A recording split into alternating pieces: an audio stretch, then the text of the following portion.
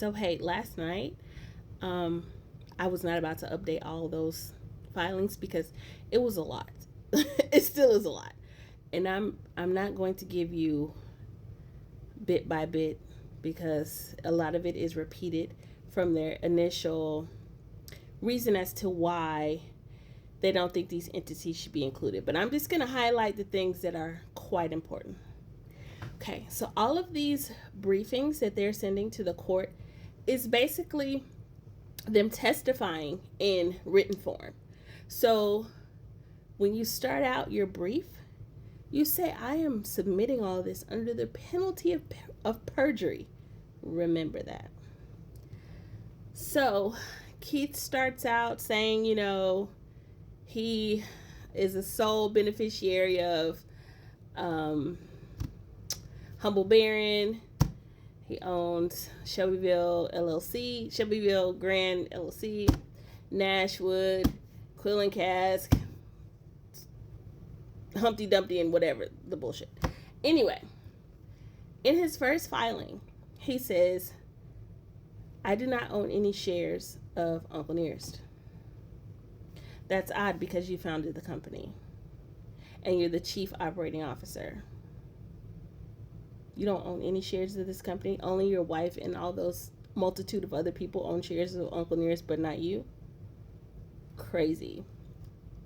So he goes into talking about the different entities. He's basically trying to explain transactions that the receiver has had questions about why you are making these transfers to these companies. And he's like, we did consulting for this, we did catering for this, we did blah blah blah for this. All of the time, it's you as the COO of Uncle Nearest and also the owner of these other companies doing all of these transactions with yourself. And you feel like that is separate enough that don't sound crazy to you? Anyway, the thing that kind of stands out the most is Quill and Cask, because they tried to kind of pull a fast one on the bank and say, oh, we have this buyer that's trying to buy some barrels. And they initially said it as Q and Cask. And then they changed it to Quill and Cask. That he owns. He is the sole owner of. He's saying they did an equity investment of 500. Was it 500? Hold on. Let me tell you. 584,000. And then they did another equity investment of 275,000, all for shares of Uncle Nearest, which means you own shares of Uncle Nearest, which means you just committed perjury, which means,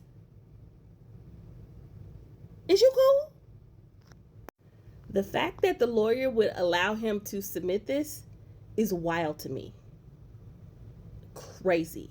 Insanity. But we go on. I was on, Bourbon and Ride today, just looking over things. I'm just gonna turn my computer around, my camera around, so that you can see the amount of people that they owe money to and the amounts. And you can either pause to read or slow down to read. Either way. Hold on. This is the AP summary as of December 31st, 2025.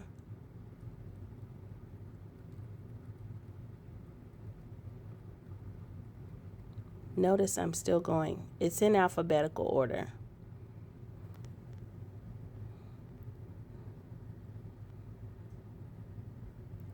Notice I'm still going. I'm only at E.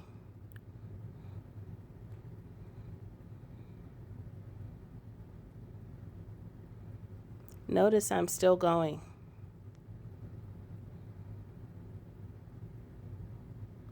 Let me try to speed this up.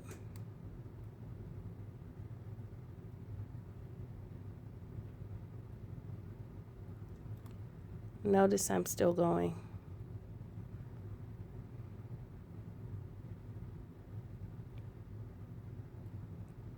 I'm still going. At the end, that's the number. That's how many people they owe currently. Well, as of December 31st, 2025. This is pure insanity. I don't see how, in the arguments that have been made, how the judge is not going to include all of these entities into this receivership. I'll get to Grant Sidney later. That's all for this update. That's just the Keith update. The Keith that doesn't own any shares of Uncle Nearest, but owns shares of Uncle Nearest.